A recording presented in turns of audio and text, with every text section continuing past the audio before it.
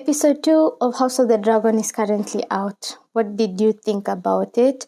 Personally, for me, I thought I would be watching or seeing war taking place. I expected urgency, expected fire, blood, dragons sizing up each other, but I think they're still slow burning it. I don't know. I thought after episode 1 we'd just be, let's go, but we're still slow burning it, of which I understand because I feel like there's still a lot to set up for. So yeah, let's talk about it.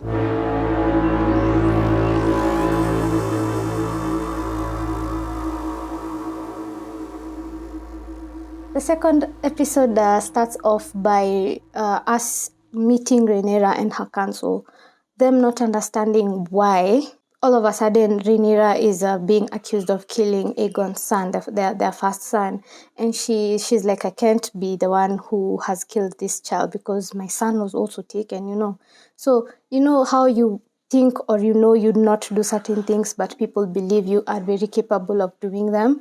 But Rhaenyra was not even there. She was very confident in herself until she confronted Daemon, because she was like, this guy is too quiet. He's never too quiet when it comes to stuff to do with confrontation.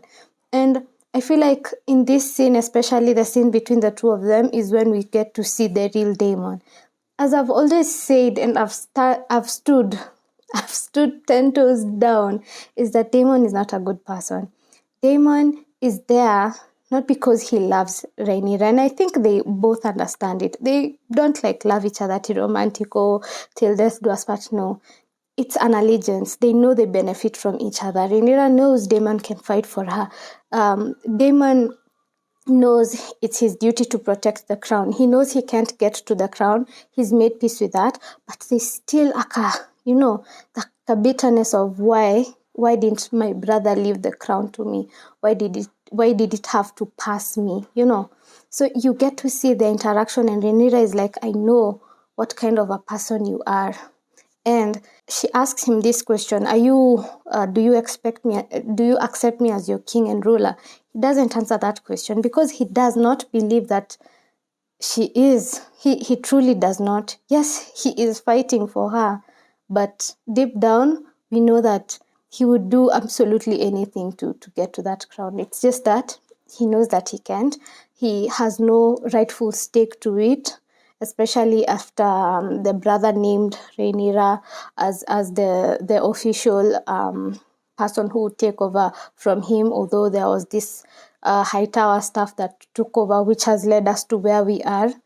Yeah, so Daemon is not a good person. He's always going to look out for himself, and he's always looking for a way to just unleash the evil, as Rhaenyra said, because she was like, I know you've harbored all this evil, and you're just looking for an outlet to just, destroy it, or rather just let it blow over. So I really liked the scene interaction between the two of them, because they say what I have always thought of the whole time. So being vindicated made me feel very nice.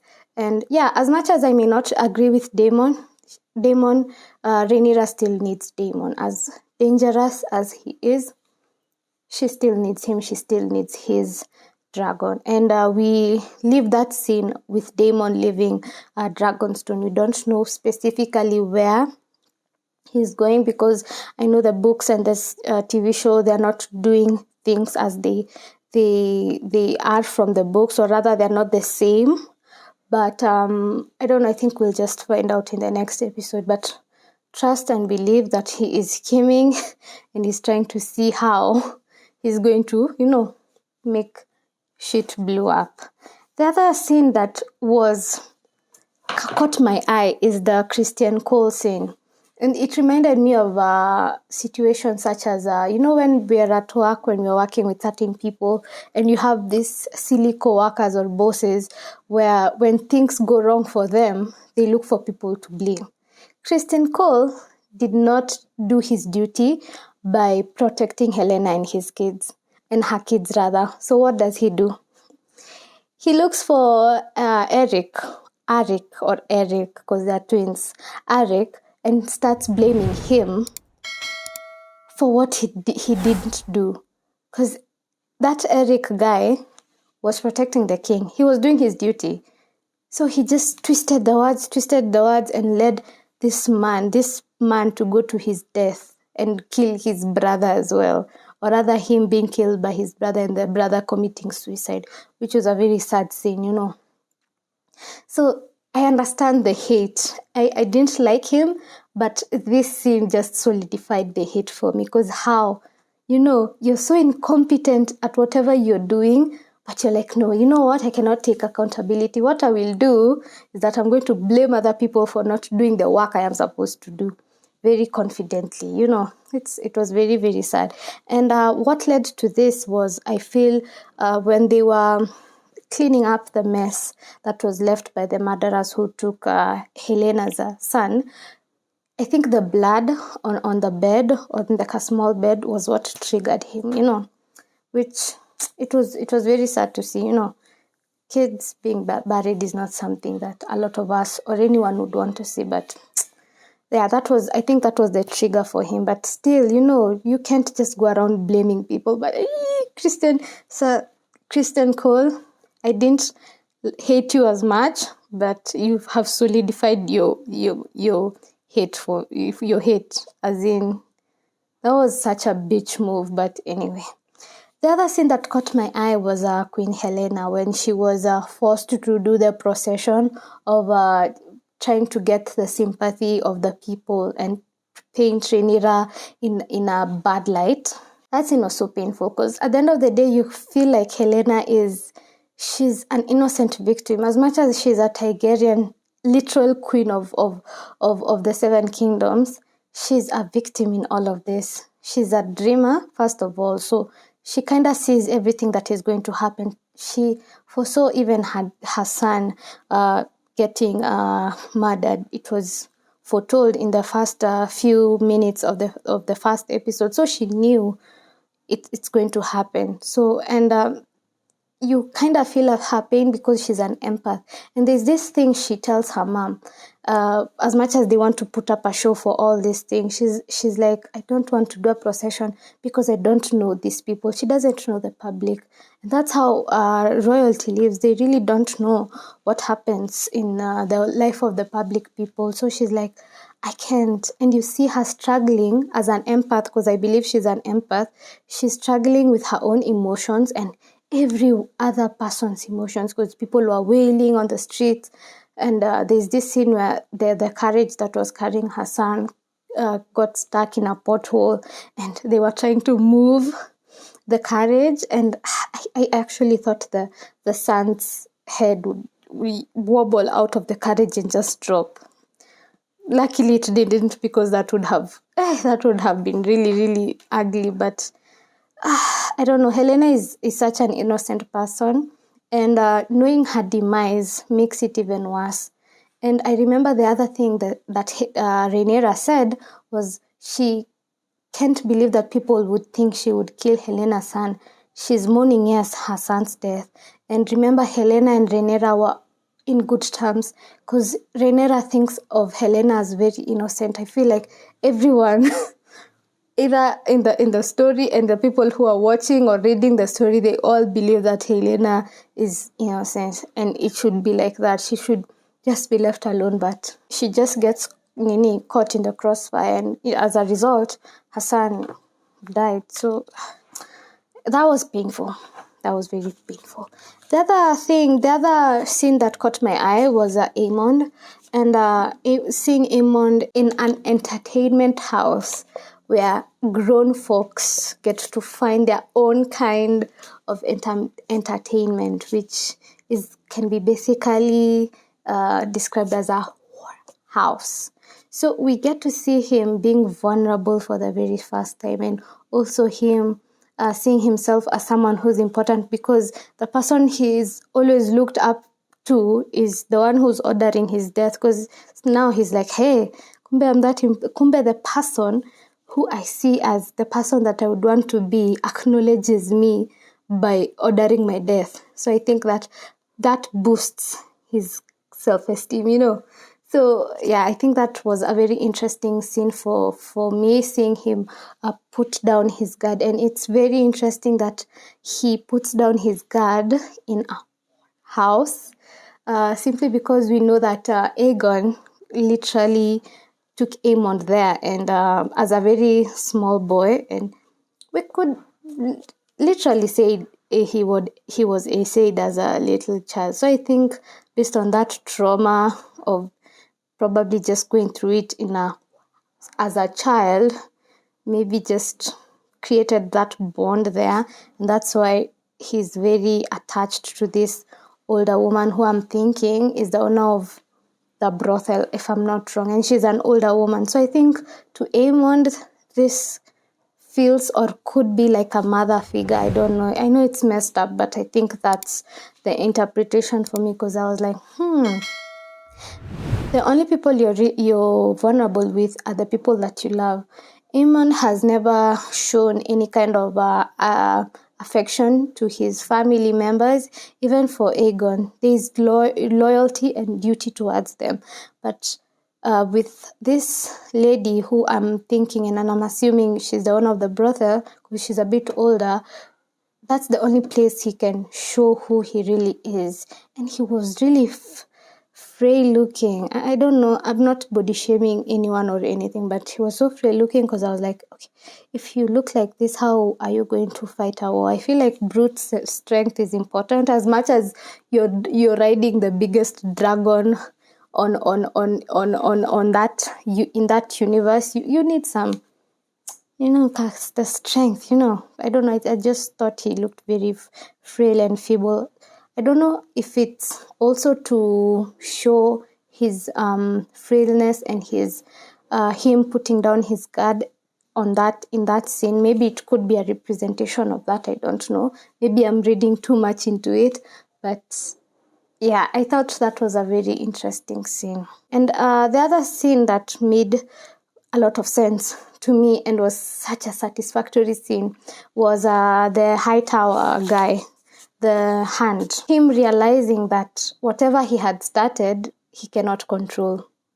He started planting seeds at the beginning of season 1, telling Viserys that, you need a son. You can't leave the throne to Rhaenyra. You need to leave it to your son. He kept putting on those things in people's head, in Alicent's mind, and everyone in their council. So he didn't even realize the monster that he had created. And the reason why he blew up was because of the thing they did with the rat catchers, which eventually caught up with the guy that had killed the son, or rather led blood to kill the son, So he's like, you can't show that to people. The people you've killed are innocent. As much as you've already caught the right guy, you're selling people fear, but you forget that we need people's support. You've killed people's brothers, fathers, all these things. So what kind of expectation are you thinking you get from people? And Aegon is like, I'm selling fear. Oh. And Hightower is like, we see it in real time, him losing his power. And he is like, as in, now I regret why I put you in power. We should have just left Rhaenyra in power. And Aegon is like, my father said he wanted me to be king. And he's like, you have no idea what your father thought about you. Those two digs people throw at each other when they are upset. So that whole argument ended up him not being the hand anymore, and Kristen Cole instead being the hand. So it's just going to be very nasty at the end, because Kristen Cole is very hot-headed, and Aegon as well is very hot-headed. So I don't know, it's just going to be messy from now on, because the Hightower hand guy, I feel like he maintained the peace, he maintained order despite everything just going haywire. He held and maintained a certain kind of order, and him being out, now everything now will go. Everything goes. Aegon is mourning, Rhaenyra is mourning, Alicent is out here just doing weird things. and trying to confess it to her father, and the father is like, you know what? I think people will know, and they're like, you know what? I don't want to know what you're doing. Please, just spare me. Just spare me. You know. So I think seeing that high tower saying that was very satisfactory, because we see in real time someone regretting the decisions they have made and the things they've set up, and they're just seeing them unfold. So him being in that position of being so helpless, and him knowing that he's the one who started all this, that was very satisfactory. I don't know if we're going to see him again. I think we will, but in smaller capacities and roles, because he's now like, I'm not even going to stay here. I can't even face the council. So what I'll do, I'll go back to, I think, where the high towers are primarily based, so that he can at least convince these other houses to join the Greens. Remember that even as the dance of the dragon continued, a lot of houses pledged allegiance to the Black more than the Greens. And as much as they flopped here and there, most of the people supported Rhaenyra the Black. So yeah, I think that was mostly it. The other scene, the final scene that caught my eye and was very, very sad, was the fight between the twins. We know the first twin was sent by Sir Christian Cole due to his lack of, I don't know, basic common sense and assessment skills. He was sent to kill Rhaenyra, the one that's called Eric with an E. So he was like, since your other twin is with Rhaenyra, so you can just disguise yourself as him and go and kill Rhaenyra. And that was the whole plan. The thing that saved or helped Rhaenyra was that Lady Mysaria, who is going to be like an asset to Rhaenyra as well. So the twin coming out of I think a harbor, because she was being released, and she's like, didn't I leave the other one there? So I think she was like, definitely this is a conspiracy. So as Eric with an E came to kill Rhaenyra, the other one stepped in, and they had to battle it out. They had to duel. And the sad thing is that twins have this special connection. So even when he was sneaking around, even sneaking past his brother, the brother felt his presence. There's that twin telepathy thing. And as Eric with an E stepped in to kill Rhaenyra, the other one stormed in and they had a battle.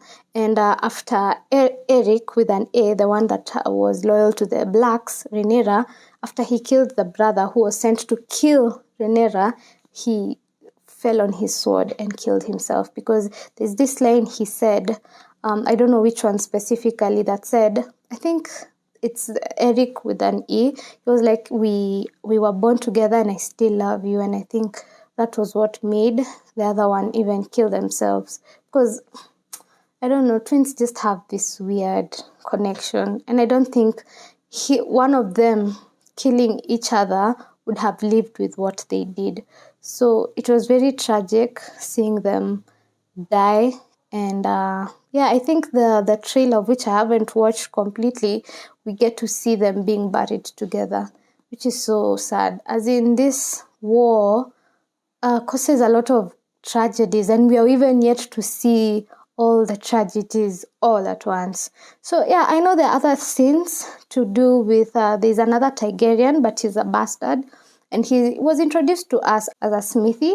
There's a whole background of him, because now, so the Blacks, or rather the Greens also, they're looking for dragon riders. So even if you have a hint or a drop of Targaryen blood, you're automatically declared a dragon rider.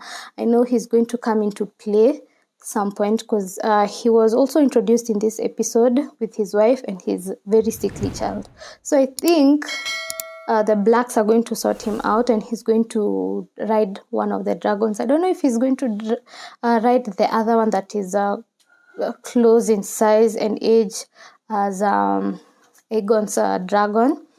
I don't know, because it's an old dragon that is close to what Vega is, Yeah, so I think that's it. As I usually say, these reviews are usually so long because there's usually so much to cover, I really just hope that I don't bore you guys to death. But all in all, I really enjoyed this review. I think it's a bit better than the first one. I'll try to break down the trailer for the next episode and have it out if I can. So yeah, other than that, I'll see you on the next one. Take care of yourselves. If you're in Kenya, please reject the finance bill with all your heart and soul. Until then, see you on the next one. Bye.